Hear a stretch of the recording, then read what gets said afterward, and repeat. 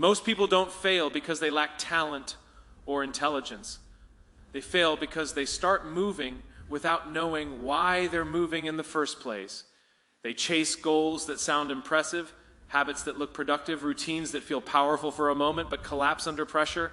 When the excitement fades, so does their commitment. Because what they built was never rooted in something deep enough to survive difficulty.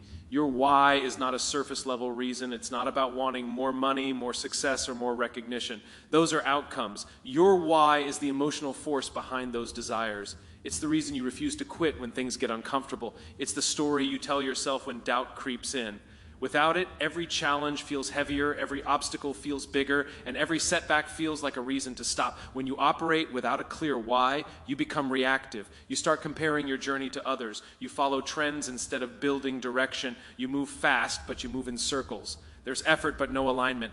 And without alignment, effort becomes exhausting instead of empowering. But when your why is clear, something shifts. Your actions begin to make sense. Discipline stops feeling like punishment and starts feeling like purpose. You no longer need constant motivation because your reason is stronger than your excuses. You wake up with direction, not confusion. You act with intention, not hesitation. A strong why doesn't make the journey easier. It makes it meaningful. It doesn't remove obstacles, but it changes how you face them. Instead of asking, is this too hard? You begin asking, is this worth it? And when your why is powerful enough, the answer becomes obvious. People who build lasting habits don't rely on willpower alone. They build systems that are connected to something deeper than temporary emotion. They understand that motivation is unreliable, but purpose is steady. When you know why you're doing something, you don't need to be pushed. You pull yourself forward. Your why becomes a filter. It helps you decide what to say yes to and what to walk away from. It eliminates distractions because you're no longer chasing everything. You're focused on what matters, and that focus creates momentum. Not explosive short-term momentum, but quiet, unstoppable progress. There will be days when you feel tired, days when nothing seems to work, days when quitting feels easier than continuing. In those moments, you won't rise because of discipline alone. You will rise because something inside you refuses to let go. That something is your why. If your why is weak, your habits will be inconsistent. If your why is unclear, your direction will be unstable.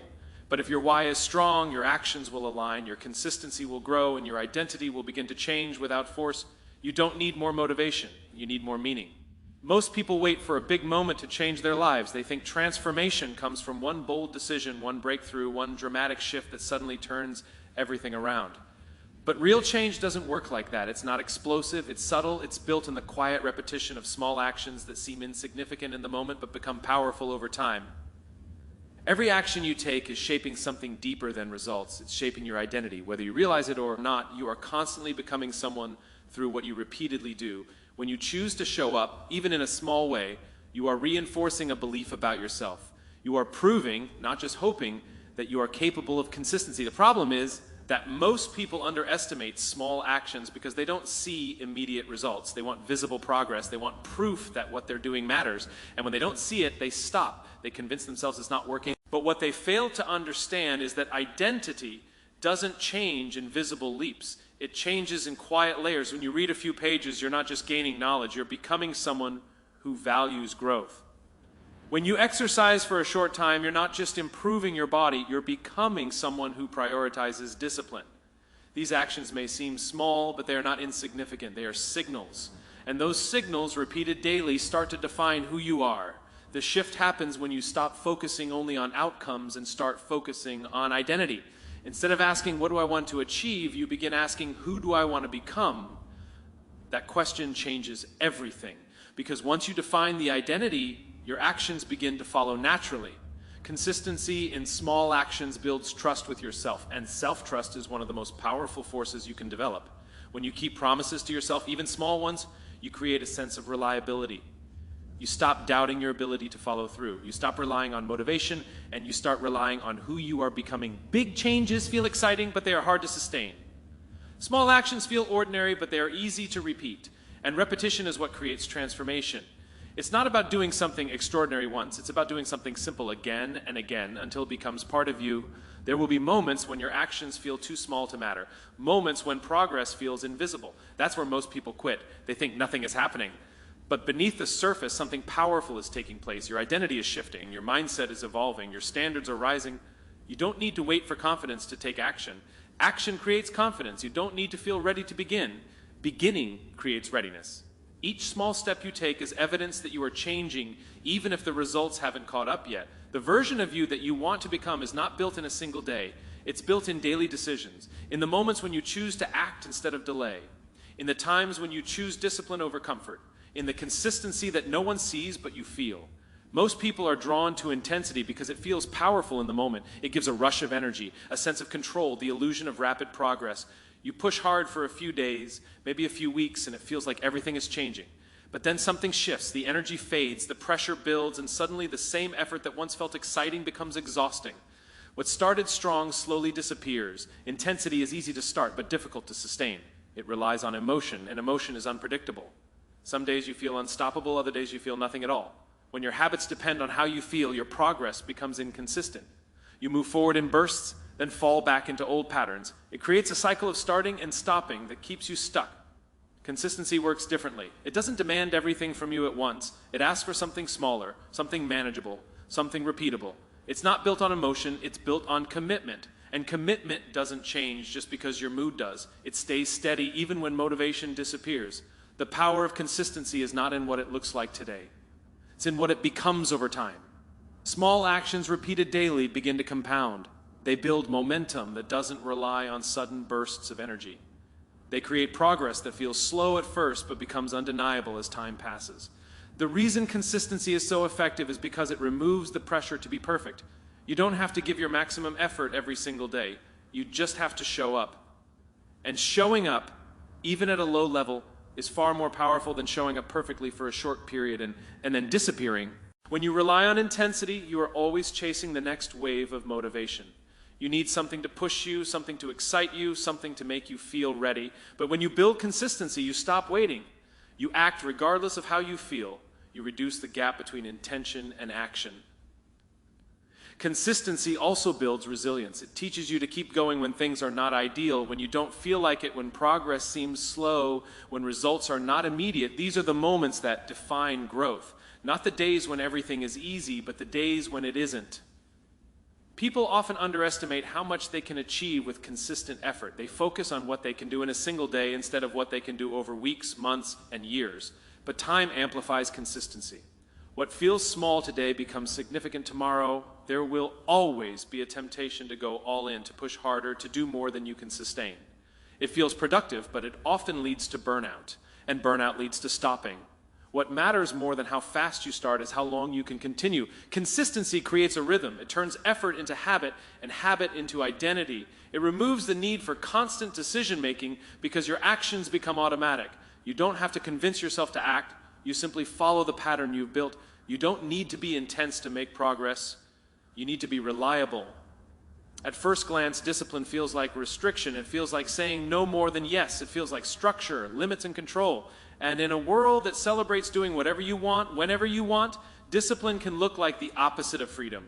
But that perception is misleading, because the absence of discipline doesn't create freedom.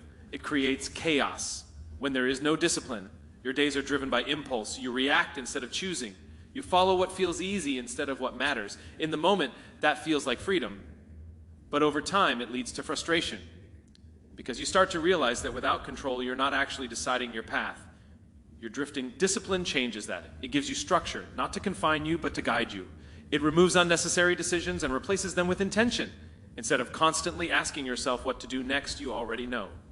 That clarity creates space, and that space is where freedom begins to appear. Real freedom is not about having unlimited options. It's about having the ability to choose what truly matters and follow through with it. Discipline gives you that ability. It strengthens your capacity to act in alignment with your goals, even when distractions are everywhere. Think about it this way. Without discipline, you might choose comfort over growth. You might avoid challenges, delay important actions, and stay within familiar patterns. That feels easy in the moment, but it limits your future. With discipline, you choose differently. You choose effort over ease, focus over distraction, long-term gain over short-term relief, and those choices expand your possibilities. Discipline also reduces stress. It may seem like structure adds pressure, but in reality, it removes uncertainty. When your habits are defined, when your priorities are clear, you don't waste energy deciding or overthinking. You move with purpose. That sense of direction creates calm, not tension. People often think freedom comes after success, but discipline is what creates that success in the first place. It's what allows you to build skills, maintain focus, and stay consistent. Without it, progress is unpredictable. With it, progress becomes reliable. There will be moments when discipline feels uncomfortable, moments when you would rather choose the easier path. But those moments are where its value is proven. Because every time you act with discipline, you strengthen your control over your own behavior. You become less dependent on external circumstances and more grounded in your own decisions. Over time, discipline becomes less about forcing yourself and more about becoming someone who naturally follows through. It turns effort into habit. And once something becomes a habit, it no longer feels restrictive. It feels normal. The paradox is simple. The more disciplined you become, the more freedom you experience. Because you are no longer controlled by distractions, impulses, or uncertainty. You are guided by intention, clarity, and purpose. Freedom is not found in avoiding structure. It is built through it. Most people believe their habits are a reflection of their willpower. They think success comes from trying harder, pushing more, forcing themselves to act differently. But willpower is limited. It fades under pressure, weakens with stress, and disappears when life becomes overwhelming. What truly shapes your behavior is not just what's inside you, but what surrounds you. Your environment is quietly influencing your decisions every single day. The spaces you live in, the people you interact with, the content you consume, all of it is sending signals. These signals guide your actions without you even noticing. They make certain behaviors easier and others harder. Over time, those small influences compound into patterns that define your life. If your environment is filled with distractions, your focus will suffer. If your surroundings encourage comfort, your discipline will weaken. Not because you lack strength, but because you are constantly being pulled in a direction that works against your goals. Trying to succeed in the wrong environment is like trying to move forward while something is always holding you back. Change becomes difficult when your surroundings don't support it. You might have strong intentions, clear goals, even a powerful reason to act, but if your environment makes the wrong choices easy and the right choices hard, your progress will feel like a constant struggle. You'll rely on willpower again and again, and eventually that effort will wear you down. But when you change your environment, everything begins to shift. You remove friction from the behaviors you want to build. You reduce the need for constant self-control. Instead of fighting against your surroundings, you align with them. And when alignment happens, consistency becomes easier. This doesn't always require massive change. Sometimes it's small adjustments that create the biggest impact. Clearing your workspace, organizing your time, limiting distractions, choosing who you spend time with more carefully. These decisions may seem simple, but they reshape the signals you receive every day. The people around you play a powerful role as well. Energy is contagious. Mindsets spread. If you are surrounded by negativity, doubt becomes familiar. If you are surrounded by growth, effort becomes normal. You begin to adopt the standards of those around you, often without realizing it. Your digital environment matters just as much as your physical one. What you watch, what you read, what you scroll through, all of it is shaping your focus and your beliefs. If your attention is constantly pulled toward noise, your clarity will fade. If your attention is directed toward value, your mindset will strengthen. The key is to become intentional. Instead of asking how to force better habits, start asking how to make those habits easier. Instead of relying only on discipline, design your environment in a way that supports your goals. Make the right actions visible, accessible, and simple to begin. When your environment supports you, progress no longer feels like a constant uphill battle. You don't have to fight as hard to stay consistent. You don't have to rely on motivation to get started. The path becomes clearer, the resistance becomes lower, and your actions begin to align naturally with what you want to achieve. You are not just a product of your decisions. You are also a product of your surroundings. You are not defined by what you say you will do. You are defined by what you repeatedly do. Perfection is one of the most convincing illusions. It presents itself as a high standard, something to aim for, something that separates the average from the exceptional.